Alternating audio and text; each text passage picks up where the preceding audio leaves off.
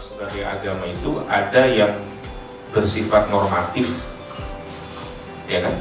Dan ada yang bersifat historis, kira-kira gitu. Yang normatif itu tidak berubah, tapi yang historis bisa berubah. Ya. Misalnya ada orang mau kreatif, karena dia saking kreatifnya, mau merubah jumlah sholat rakaat 2, sholat subuh yang 2 rakaat itu menjadi 1, misalnya. Itu kreativitas yang keliru, ya kan? Ini karena misalnya rajin sholat subuhnya, terus sholat subuh diganti dari 2 ke 3 atau ke 4. Itu kreativitas yang salah tempat, karena itu sesuatu yang sudah qot'i dan sesuatu yang sudah normatif. Tapi ada sesuatu yang bersifat historis. Nah, tadi yang saya sebut misalnya ada, mengapa ada istilah Islam Indonesia, Islam Timur Tengah, Islam macam-macam, itu konteksnya adalah historisitasnya, bukan normativitasnya. Bahwasannya memang memahami agama itu dengan dua pendekatan antara normatif dan historis itu sangat penting. Ketika historis maka perlu membahas kontekstualnya, tidak hanya berpacu pada teks seperti itu ya. Terkait dengan agama dan negara, ketika kita membahas agama, tentu tadi sudah dijelaskan bahwasannya agama itu ada dua, agama samawi dan darti. Agama samawi adalah agama yang berdasarkan wahyu. Sebagian penulis menyebutnya ada 3, ada Islam, Yahudi, Nasrani. Tapi juga ada penulis yang menjelaskan bahwasannya agama samawi itu hanya satu, yaitu Islam saja. Karena dari Nabi Adam, kata Pak Zulkifli, itu sudah Islam gitu. Dan itu tadi penjelasannya demikian. Tetapi di dalam isi agama itu tadi juga sudah dijelaskan bahwasannya di situ baik itu dari Al-Qur'an ataupun dari hadis itu tetap ada yang sudah qot'iyud dilalah dan ada dhamiyud dilalah. Ada yang sudah pasti. Kalau sudah pasti ketetapannya sudah jelas, maka itu sudah maslahat mu'tabar. Tapi kalau yang masih dhanni, itu nanti masih bisa kategorinya kepada maslahah yang mursalah. Tadi sebenarnya sudah dijelaskan juga itu ya.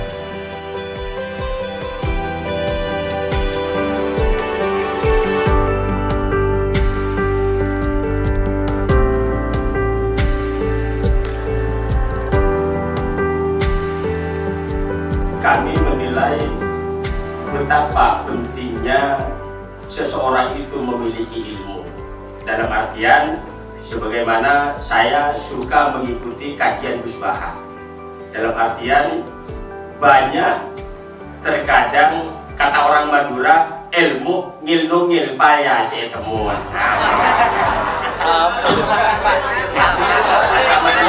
Ilmu itu sesuatu yang terpendam, kalau kita nggak cari nggak akan pernah dapat. Itulah di bahasa Indonesianya.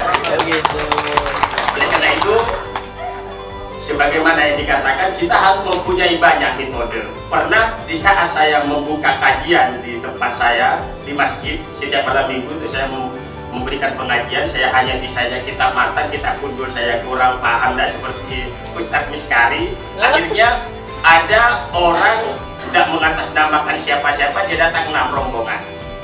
Setelah selesai pengajian, beliau bilang begini, Pak Ustadz, boleh tak saya tanya-tanya sebentar? Oh boleh, bismillah, kita diam di serambi saja, saya bilang. Oke, setelah diam di serambi, dia bilang begini, Pak Ustadz, kok tadinya kayaknya Pak Ustadz itu terlalu antusias, dia bilang. Bahkan Ustadz itu kayaknya terlalu berlebihan. Dalam apa sih bilang? Ustadz panggil Nabi Muhammad itu seperti Sayyidina Tuhan, junjungan kami lah. Saya bilang gitu, oh masalah itu ya? Sudah selesai, saya bilang, sudah. Sekarang saya mau tanya, saya bilang gitu.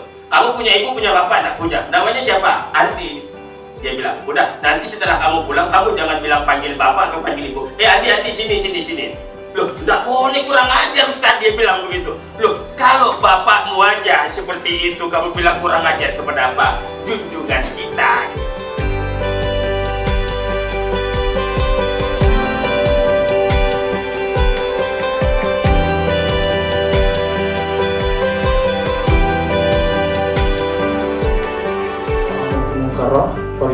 bihadi, fa'ilam yastati fabilisani, fa'ilam yastati fabiqalbi.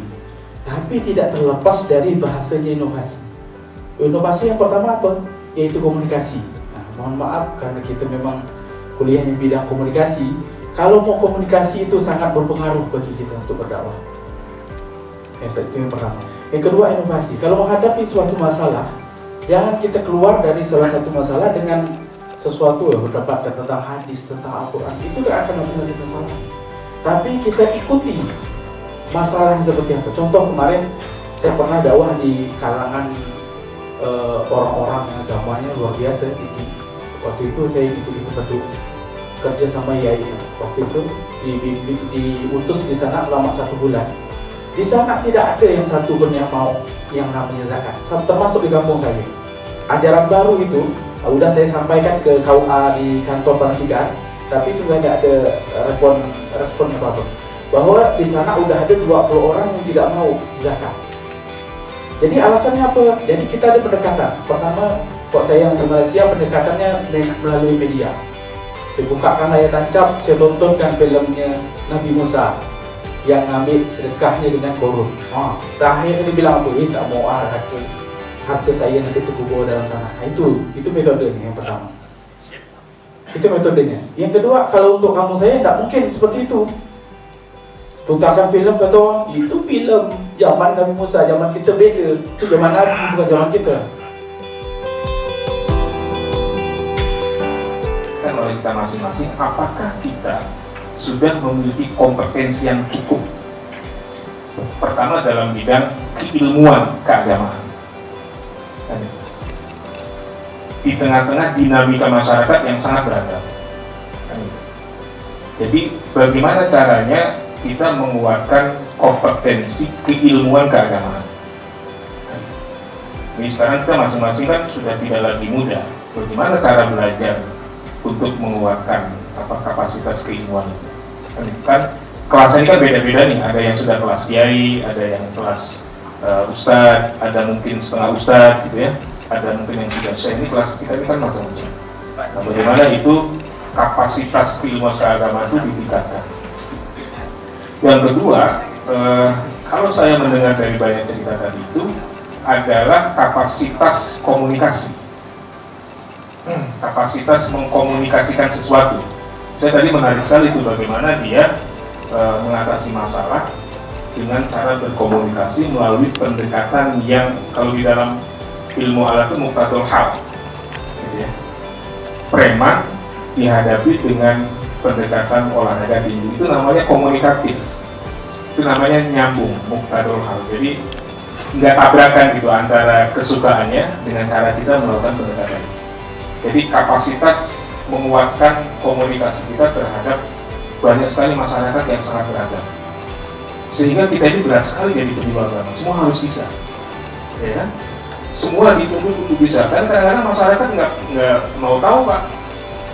Disangkanya kita gudang seluruh masalah gitu, ya kan? Padahal kapasitas kita sebenarnya tidak seperti yang diharapkan masyarakat. Tapi itu indahnya menjadi penyuluh agama atau penceramah agama.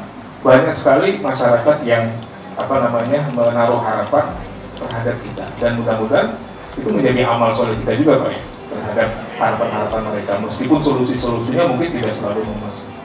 Yang ketiga adalah penguatan kolaboratif. Jadi penguatan kapasitas keilmuan keagamannya, penguatan kapasitas komunikasinya, dan penguatan kapasitas kerjasamanya. Karena kita tidak mungkin melakukan ini semua seorang diri, sehingga perlu ada kolaborasi yang nyata di tengah-tengah kita. Nah, di dalam forum ini sebenarnya ini satu ikhtiar yang sangat bagus, Bu. Jadi teman-teman berkumpul dengan seluruh latar belakangnya, dengan seluruh problem-problem di masyarakatnya, sehingga pertemuannya tidak hanya cukup di forum ini, tetapi bagaimana itu kemudian menjadi tenaga atau energi untuk sama-sama menghadapi. Jadi ini masalah Sanggau itu bukan hanya masalah Ustadz Ahmad Fauzi yang Ustadz tadi itu, ya kan? Ya kan? Nah, masalah Sanggau menjadi masalah kita bersama, masalah Pontianak masalah kita bersama, masalah di Ketapang masalah kita bersama. karena itu tanggung jawab dakwah bersama kan gitu. Nah, sehingga kolaborasi ini menjadi penting untuk saling berbagi pendekatan dan lain sebagainya. Nah, di dalam tadi sudah banyak disebut, misalnya ada Pak Misari, dia punya kekuatan untuk bagaimana mengkaji secara ilmu keagamaan yang menuju pada uros ya, pada kitab-kitab kuning, kitab klasik seperti apa namanya itu rujukannya. Ada aktivis sosial mungkin yang jangan-jangan kalau misalnya kayak Pak Misari, dia bukan seorang aktivis sosial yang ada di lapangan terus, ya kan? Jangan-jangan dia adanya di kampus, adanya di mana gitu. Itu jangan sendiri-sendiri gitu. Dia harus sering ngopi ya untuk membicarakan apa tadi. Tadi ada bahasan dengan seluruh simpul kekuatannya di mana dan seterusnya. Tanpa kolaborasi dengan era sekarang itu, menurut saya agak ini Pak ya, agak kita kurang bisa mengatasi masalahnya. Ditambah dengan media baru, Pak. Media baru itu menjadi satu kekuatan tersendiri.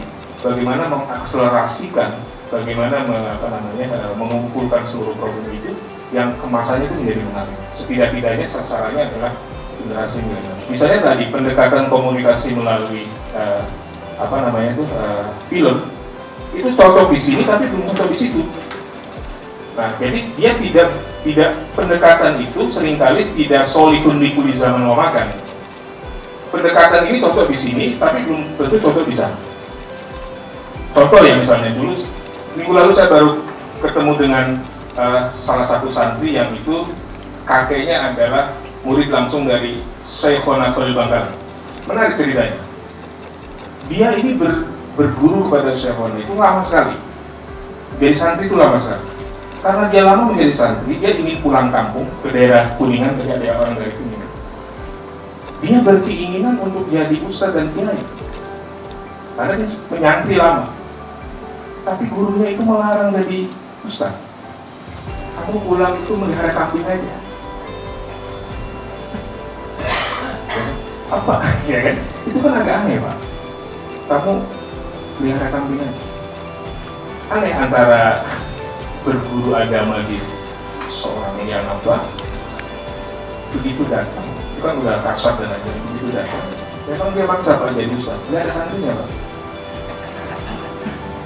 Iya, dia heran kok. Saya ini berguru ke orang besar datang ke sini, nanti nggak ada santri. Balik lagi ke sana, ngadu saya nggak punya santri.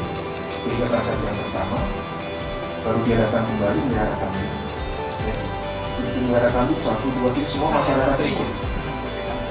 Semua masyarakat itu melihara kambing. Ternyata di masyarakat itu punya problem ekonomi Pak. Ya kan?